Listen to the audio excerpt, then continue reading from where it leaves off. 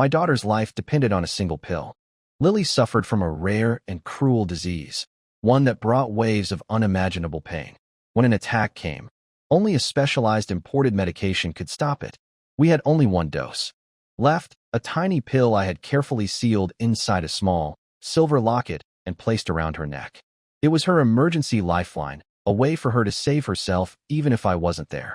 But my wife, Clara, in a careless attempt to please her childhood sweetheart, Julian, took the locket from our daughter's neck and fastened it around the collar of Julian's dog. With Lily's life hanging by a thread, I begged Clara to get it back. Instead, her face twisted with annoyance. She ripped the locket from the dog's neck and, with a flick of her wrist, threw it from the 25th floor balcony. "This is your punishment for being so unreasonable," she sneered.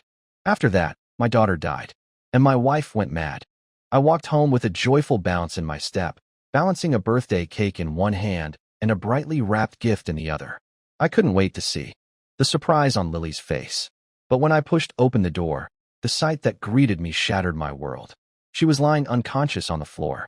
The silver locket that should have been around her neck was gone, the locket that held her only hope. A cold panic seized me as I rushed her to the hospital. After what felt like an eternity in the emergency room, Lily slowly regained consciousness. Her little lip trembled, and her voice was thick with tears. "Mommy called me a liar," she whispered. She insisted on giving my locket to a puppy. Her small body curled into a tight ball. "Daddy, it hurts so much." She was ghostly pale, a sheen of cold sweat covering her forehead as her body tensed against the pain. I looked at the doctor, my eyes pleading for a miracle he couldn't provide. "We've given her the maximum dose of painkillers," he said, his voice heavy with sympathy. "For her condition, only the imported medication will work." That medication was incredibly difficult to acquire. The single pill in the locket was our last resort while a new shipment was held up in customs. I tried calling Clara again and again, but my calls went straight to voicemail. Finally, she blocked my number altogether. Feeling helpless, I mindlessly scrolled through my phone when a new social media post caught my eye. It was from Clara. In the photo, she was nestled blissfully in Julian's arms, her hand stroking a small dog with an expression of pure adoration. The caption read, "Wishing our little pudding a long and happy life." And there, hanging from the dog's neck, was my daughter's locket. The world went red. Blood pounded in my ears, hot and furious. I stared at the image, my thumb pressing so hard against the screen it felt like it would crack. I recognized the background instantly. It was Julian's apartment. Whenever Clara disappeared, a picture of them cooking or watching movies together in that very apartment would inevitably surface. Forcing a breath into my lungs, I tried to calm the storm inside me. With a grin set to my jaw, I drove to Julian's building. He answered the door after several long moments, a smug, unwelcoming smile on his face. "Ethan, what are you doing here? We were just about to have lunch. Care to join?" Over his shoulder, I could see Clara in the living room, gently feeding the dog from a plate. It held freshly cut salmon, plump shrimp, and peeled, artfully arranged fruit. The dining table was covered with a lavish spread, at least 6 different dishes, and a steaming soup. A bitter taste filled my mouth. I remembered last month when I had a fever of 104, so weak I could barely open my eyes. I'd faintly asked her if she could make me some simple rice porridge. She had tossed a packet of instant noodles onto the bed. "You're a grown man. Do you really need someone to take care of you when you're sick?" My head spinning from hunger, I had summoned the strength to tear open the package and eat the noodles dry. The hard, brittle blocks scraped my raw throat, making the burning sensation even worse. "Clara, could you get me a glass of water, please?" I had rasped. "You're so needy," she'd snapped, her voice rising. "If I get you water, I suppose you'll need me to help you to the bathroom next." She had stormed out, slamming the door behind her. In her heart, I wasn't just less important than Julian. I was less important than his dog. Clara looked up, her expression souring when she saw me. "What are you doing here? Did that little brat run, crying to you with more stories?" Her words snapped me back to the present. "Lily is in critical condition. Give me the locket now." Clara let out a short, cold laugh, stroking the dog in her lap. "You two are becoming more and more ridiculous. Every time I come to help Julian with something, you invent some new drama to interfere. Now you're using your own daughter's life as an excuse." She raised an eyebrow. "And if she's so sick, why aren't you at the hospital? What good would this trinket do?" I lunged forward, my hand outstretched to grab the locket. Clara recoiled, clutching the dog tighter. What? Are you going to hurt Pudding now? A white-hot rage flared in my chest.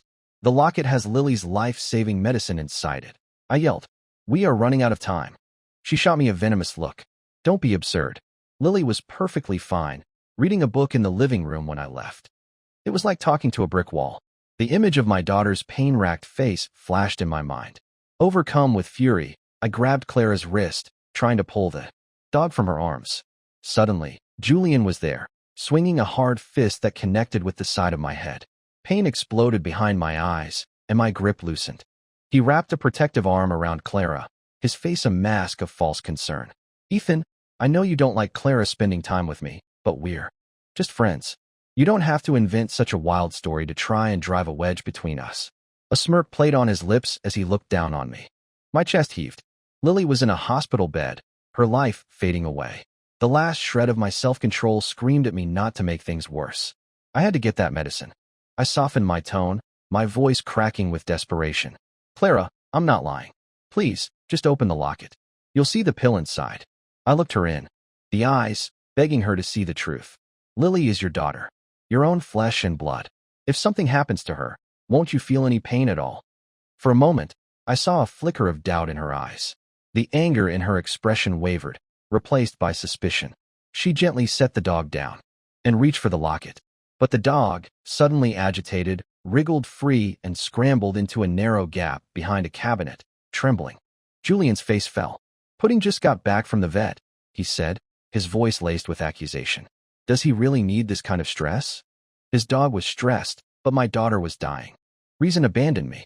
I became a wild animal, roaring as I shoved the heavy cabinet aside and lunged for the cornered dog. A sharp, tearing pain shot up my arm, and I gasped. The dog had sunk its teeth into my flesh. I gritted my teeth, staring down the snarling animal. I didn't care if it tore me to pieces. I would get that medicine. But then Clara rushed past me. In a swift, shocking movement, she snatched the locket off the dog's collar and ran to the open balcony. Her face was a mask of fury. I see it now. You came here just to hurt Pudding. Do you have any idea how much he means to Julian? Her voice rose to a screech. This is your punishment for being so unreasonable. Time slowed down. I watched in horror as her hand opened, releasing the tiny silver locket into the open air. It tumbled, end over end, disappearing from sight. A raw, guttural scream tore from my throat. No. Blood was streaming from the wound on my arm, but I felt nothing. My mind was a terrifying, silent void.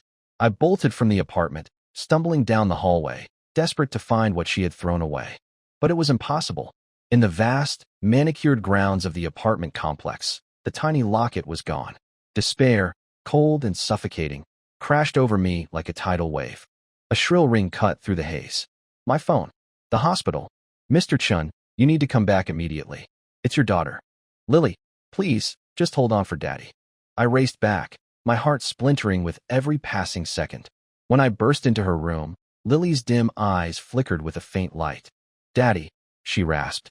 I thought you left me too. Is Mommy still mad at me? I promise I wasn't lying. She tried to lift her arms for a hug, but the tangle of tubes and wires held her down. I took her small, cold hand, stroking her cheek. Mommy, she'll be here soon. It hurts so much, Daddy. She had bitten her lips so hard that a trickle of blood ran down her chin. The doctor's earlier words echoed in my ears, a death sentence. Even with the medicine now, it would be too late. The machines are only prolonging her suffering. Watching my daughter endure this torture, I wished I could take her pain and multiply it 100 times within myself. But I couldn't. Let go. How could I give up on her? How could I choose to end her life? It was no different than killing her with my own hands. Suddenly, her tiny body convulsed violently. Her lips turned a frightening shade of blue, her face contorted in agony. My eyes burned with unshed tears. With a strangled sob that was more of a roar, I lunged forward and began pulling the tubes from the machines. I held her close as her struggling ceased, and a profound, terrible silence filled the room. Her soft body grew still, then cool, then rigid in my arms. My heart felt as if it had been ripped in two. A suffocating pain made me hammer my own chest, desperate for a breath that wouldn't come. A notification pinged on my phone. A message from Clara. Pudding is traumatized because of you and had to be taken back to the vet. If anything happens to him, I don't know how you'll explain it to Julian. Another message followed. And as for that little liar Lily, she can forget about me ever taking her to the amusement park again. My vision turned red. With a scream of pure rage, I hurled my phone against the wall, where it shattered into 100 pieces. Clara, you never deserved to be a mother. I handled all of Lily's arrangements alone. She had loved cartoons and always dreamed of us going to Disneyland together as a family. I'm sorry, sweetie. Daddy wasn't good enough. I couldn't win your mother's heart, and because of that, she never truly loved you either. I commissioned a craftsman to carve a wooden box in the shape of a fairy tale castle. From now on, Lily, you will be a princess in your own castle. Daddy will always be with you. Please, remember to visit me in my dreams. A week later, after I had the divorce papers drawn up by my lawyer, Clara showed up at my door with Julian, her eyes blazing with fury. I haven't even dealt with you for what you did to Pudding, and now you have the nerve to file for divorce, she spat, throwing a stuffed animal onto the floor. Where's Lily? Call her out. This is a late birthday present for her. She paused, her expression hardening. But I'm still going to have a serious talk with her about lying, as if there would be medicine in a locket. I stared at her, my voice as cold as ice. You have no right to ever speak to Lily again. Clara looked stunned. She was used to me being compliant, always trying to appease her for Lily's sake, hoping she might spare a little affection for our daughter, for our family. But that was all gone now. All I felt for her was a bottomless well of hatred. Her gaze fell on the wooden castle on the table. She scoffed. And what right do you have? You get her a cheap wooden box for her birthday? She picked it up, turning it over in her hands with a look of disdain. A roar filled my head. Put that down, I yelled, the rage threatening to tear through my chest. That's Lily's. I lunged to grab the box, but Julian stepped in my way. What? You're going to hit Clara again. Clara's face was flush with anger. I can't even touch a worthless box in my own home, she shrieked. With all her might, she hurled the castle at me. It struck my forehead, and a warm trickle of blood ran down into my eye. But I barely felt the pain.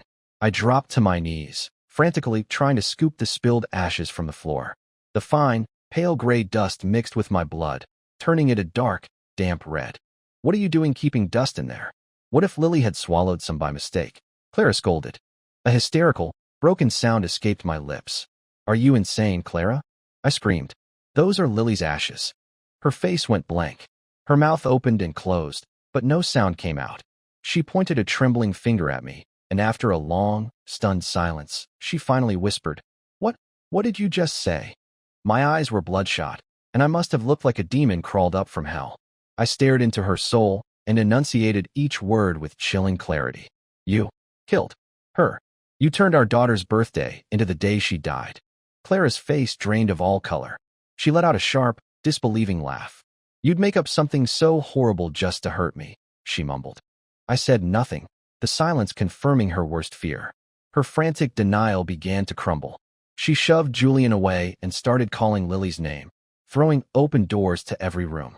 But Lily was never going to answer her again. Her calls grew weaker, her voice cracking with sobs. Lily, come out. Please, stop hiding. You're scaring Mommy. She began tearing the house apart, searching in all of Lily's old hiding spots. In the past, whenever she had a fight with Julian, she would come home angry and take it out on our daughter. If Lily ate too slowly, didn't wash a dish properly, or her handwriting was messy, Clara would unleash a torrent of verbal abuse. At only 6 years old, Lily would hide in the closet, terrified, waiting for me to come home. Now, Clara was on her hands and knees, pulling everything out from under the bed, shoving the sofa away from the wall. But there was nothing. Lily was gone forever. Lily, please, let's not play hide and seek anymore, she pleaded to the empty room. Mommy is really, really scared. She collapsed onto the floor, her body limp, and looked at me with begging eyes. I laughed, a cold, dead sound. I pulled a folded document from my pocket and threw it at her. Her hands shook as she tore open the envelope. The words death certificate stared up at her in stark black ink. She dropped the paper as if it had burned her. No, she chanted, shaking her head. No, no, no, this is impossible. I bought the tickets to Disneyland for next month. I was just punishing her because she lied. I was going to tell her about it later. How could she be? She hasn't even been to the amusement park with me yet. She scrambled to her feet and grabbed my arm. Ethan, please, find Lily. We can take her to the amusement park right now, okay? Please. I ripped my arm away in disgust and grabbed her chin, forcing her to look at me. That's how I begged you, remember? But you cared more about Julian's dog than our daughter's life. You wouldn't believe a word I said, and you killed her. So don't you dare pretend to be a grieving mother now." My voice was raw. "After Julian came back, did you ever once care about me or Lily? You didn't even care that she was sick. You threw away her only chance to live with your own two hands. Do you have any idea the agony she was in before she died?" The memory of her final moments stole my breath, and I tightened my grip, wanting to squeeze the life from this woman. Even as she was dying, Lily was asking why you hadn't come yet. The dam of my restraint finally broke. I raised my hand and slapped her, hard, across the face. She clutched her cheek, her eyes wide with horror. No, it wasn't me. Julian rushed forward to protect her, but this time, Clara turned on him. She lunged, her fingers clawing at his throat. "It was you," she screamed. "You killed her. You were the one who had to have that locket for your stupid dog." Julian stared at her, his eyes wide with shock and confusion. In his world, Clara was always gentle, always accommodating, a woman who would swallow any injustice to please him. She had never so much as raised her voice to him. She had given him everything he ever asked for, without question. That was why, when our daughter cried that her life was in that locket, Clara had dismissed it as a childish lie. Her only thought was of making Julian happy. And for that, I had paid the ultimate price. I had fought for years to save our broken marriage for Lily's sake, trying everything to win back a heart that was never truly mine. But a lifetime of devotion could not compete with a single glance from the ghost of a past love. I remembered our last wedding anniversary. It was the day Julian returned to the country. I had cooked all of Clara's favorite dishes, bought flowers and a cake. Lily and I had spent weeks making her a gift, a little ceramic rabbit. I had invited all our friends for a surprise party. We stood in the dark, holding party poppers, waiting to shout surprise. We waited from dusk until deep into the night. She never came home. She never answered her phone. Panicked, I called everyone we knew, but no one had seen her.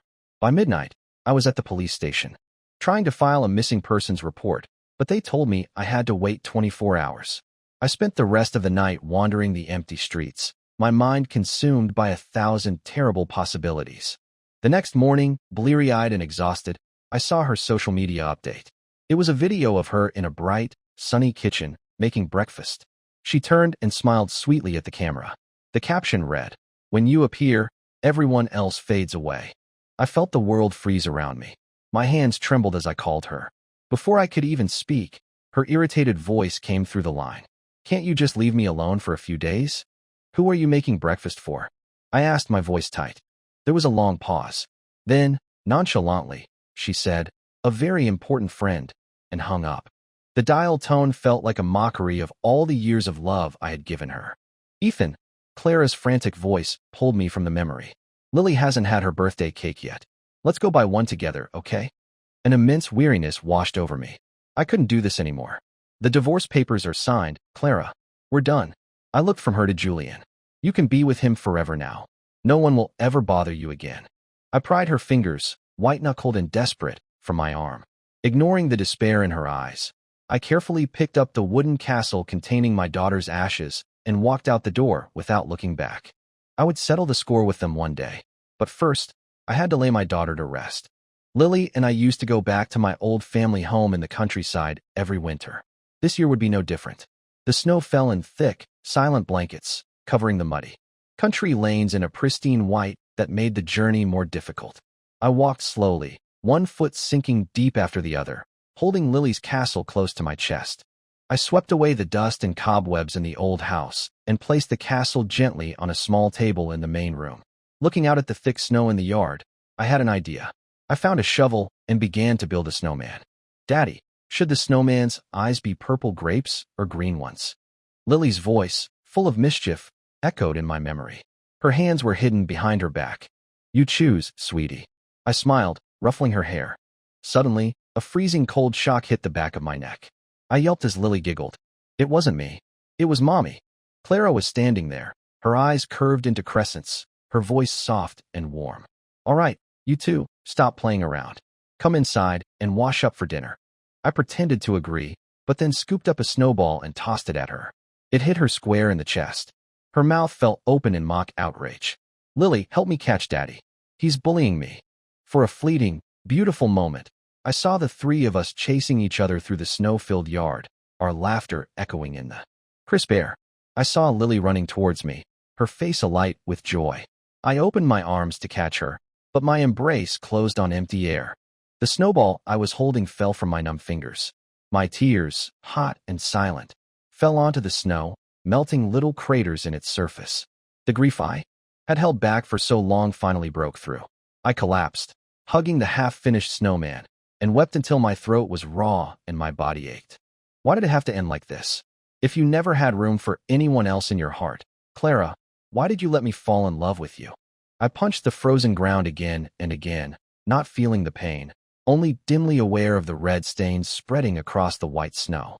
My vision blurred, and the last thing I saw was a hazy figure running towards me before the world went black. I woke up in a warm room. A fire crackled in the hearth. You're awake. Ethan, you really scared me. A young woman with kind eyes was looking down at me. Why didn't you tell me you were coming back? I would have met you at the station. She handed me a steaming bowl.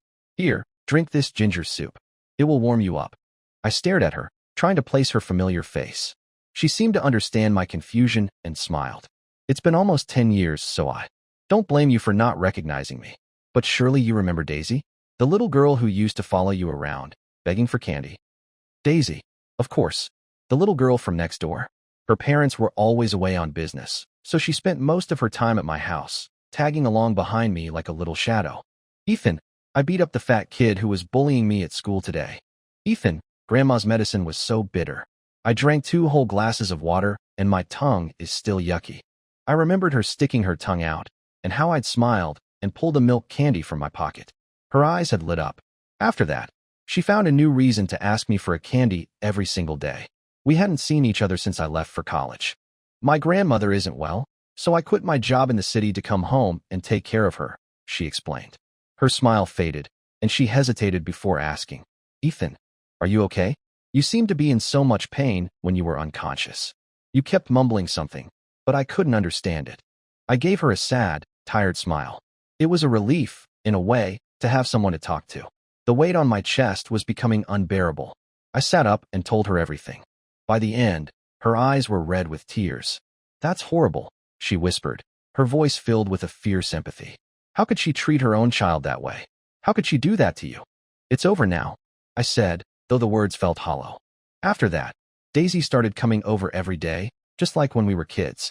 She would bring me hot, savory meals, fresh plum blossoms for the vase on my table, or a bag of colorful candies. A little sugar helps with the bitterness, she'd say softly. It had been so long since anyone had cared for me. Slowly, piece by piece, Daisy's quiet kindness began to warm my frozen heart. During this time, Clara's calls and texts were relentless. I blocked her number, just as she had done to me, but she used new numbers to send messages. Ethan, I know I was wrong. Please come back. Can you forgive me, just this once? I never meant to hurt Lily. Are you really this cruel, Ethan? I know you still love me. I'm giving you 10 days. If you don't come back, I'll never speak to you again.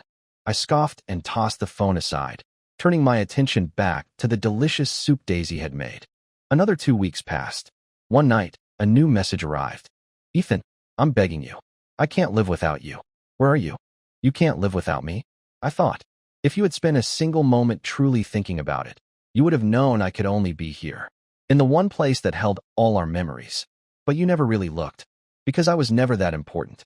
The next morning, the sun was shining. Ethan, it's a beautiful day. Stop hiding inside, Daisy said, pulling open my curtains. Come help me weave baskets. She patiently showed me how to bend and weave the thin strips of bamboo. I was clumsy, and soon a sharp splinter pierced the palm of my hand. Oh no, we have to get that out quickly, she said, her brow furrowed with concern. She took my hand, her head bent low as she focused on the tiny wound. What do you think you're doing? Clara's sharp, grating voice cut through the peaceful morning. She stood at the edge of the yard, her face contorted with rage. She lunged forward, trying to pull us apart. I instinctively stepped in front of Daisy, my own voice cold and hard. What are you doing here? Clara stared at me, her eyes wide with disbelief. She was thinner, with dark circles under her eyes, her usually perfect hair now a tangled mess. I felt nothing but annoyance. Get out. Don't contaminate my home.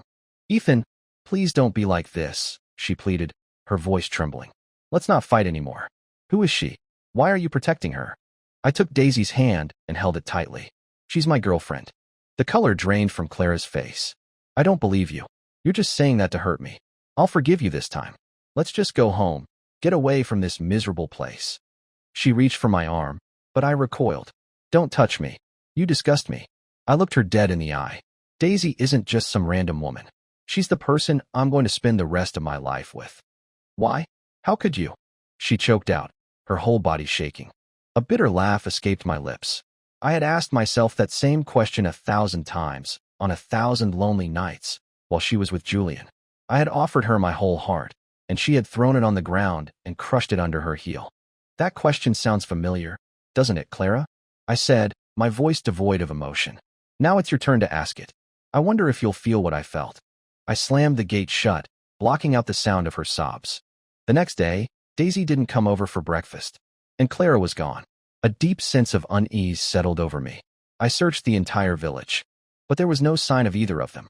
My hands were shaking as I pulled out my phone to call the police, but a video message came through. It was from Clara. Her face was wild, manic. If you're so determined to throw me away, Ethan, then you don't get to be happy either. I want to see just how much you love her. If you're not at the top of the old mountain by 6 o'clock, I'll take her over the edge with me. The video showed Daisy, bound and gagged, at the edge of a cliff I recognized. That insane, evil woman. I should have ended her when I had the chance. I ran faster than I ever had in my life. When I reached the summit, Clara was shoving Daisy towards the precipice. Stop! I roared, my voice raw. She turned, her eyes filled with a venomous hatred. So you do love her. You came so quickly. Her expression crumpled. Ethan, after all our years together, how could a stranger you just met mean more to me? I took a deep, steadying breath, trying to keep my voice calm. I asked you that same question, Clara. Don't you remember? The day Julian came back, you forgot Lily and I even existed. I reminded her of all of it. The anniversary I spent waiting. The nights I was sick and alone. The day she forgot to pick up our 6-year-old daughter from school because Julian's dog was sick. How I'd gotten a call from the police station, my blood running cold with the terror of what could have happened. As I spoke, a hollow realization dawned on me. I forgot. I whispered, the words like ash in my mouth. We don't have Lily anymore. Clara released her grip on Daisy, sinking to the ground. It was me, she sobbed, finally seeing the truth. It was always me. The day I forgot Lily. Julian said Pudding was sick, and I thought it would only take a little while. But then I forgot. I forgot all about my own daughter. Her cries were ragged, torn from the depths of her soul. Heaven gave me a second chance, and I killed her again. After Julian came back, I was obsessed with fixing the past, with making up for what we didn't have. I took you and Lily for granted. I thought you would always be there, no matter what. She looked up at the sky. My sweet Lily. Mommy is so sorry. Don't be scared. Mommy is coming to be with you now. She let out one last, piercing scream. She looked at me, a strange, relieved smile on her face, and then she turned and stepped off the edge of the cliff. I stood there for a long time, an empty, exhausted calm settling over me. The long nightmare was finally over. Before we left the country for good, I saw a news article online. A man had jumped from the 25th floor of a luxury apartment building. Police had ruled out foul play. An anonymous source claimed he had been despondent over a recent breakup. His pet dog had reportedly jumped from the balcony moments after him. The picture was blurred, but I knew it was Julian. A chapter of my life had closed. If I could do it all over again, I would pray that Clara and I never met. Daisy and I moved to a fairy tale country, a place with no memories and no ghosts. We bought a small villa at the foot of a snow-capped mountain, next to a crystal-clear blue lake. Daisy planted an orchard and filled the yard with flowers. Together, we built a small castle out of stone and cement, painting it in bright, cheerful colors, just like the ones in Lily's cartoons. I placed her ashes inside. Lily was always afraid of the dark, and I couldn't bear the thought of her being buried in the cold ground.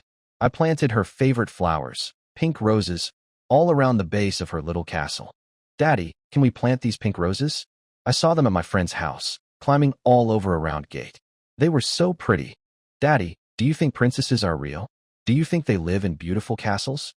Now, on a warm spring day, Daisy and I sit on a swinging bench in the yard. The sun warms the little castle, and it feels as if Lily is here with us, basking in the light. I hope you like your new home, sweetie.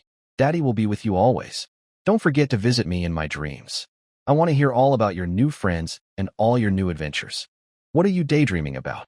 Daisy asks, gently tapping my forehead. I take her hand, our fingers intertwining. We smile at each other, watching the sunlight dance on the lake and listening to the distant laughter of children playing. My heart is finally at peace.